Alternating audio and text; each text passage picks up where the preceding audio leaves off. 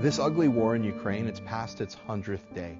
There are 45 million people that live in Ukraine, and over a third of them have been displaced because of the fighting.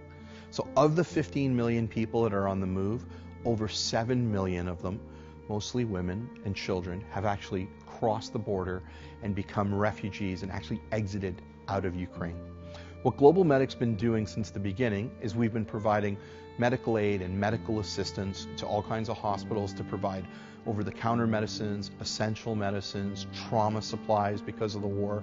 We've provided trauma training through the creation of videos in the Ukrainian and Russian languages so that civilians would know how to treat injuries. We've provided thousands of trauma kits to civilians.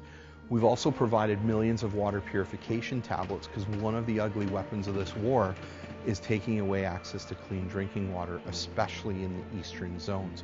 Beyond that, we've been providing food, so comfort food, through kitchens where we've hired local folks to create ready-to-eat meals in Lviv, so people fleeing the fighting, coming out of the train station, have comfort food and can eat right away.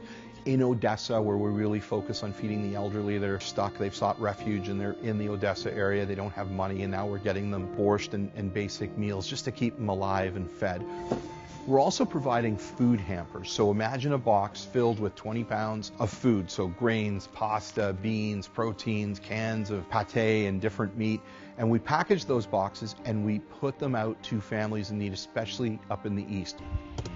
Sometimes we make food hampers with buckets, and the reason we use the buckets is we actually add in water purification tablets, and then people can use the buckets to then scoop up water, clean it, and then be able to drink it, once it's purified.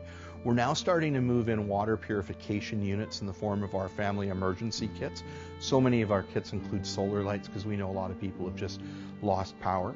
All of these kits are coming in through the different hubs that we're running, whether it's in Odessa or Chernivtsi or Lviv or Lutsk, and then they're moving further afield to the eastern parts of the country that are so often known as the red zone.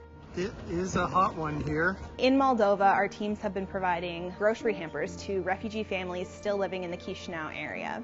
We're supporting around 1850 families per week, visiting them every single week to provide them with grocery support. Fresh bread, some pasta, salt, apples.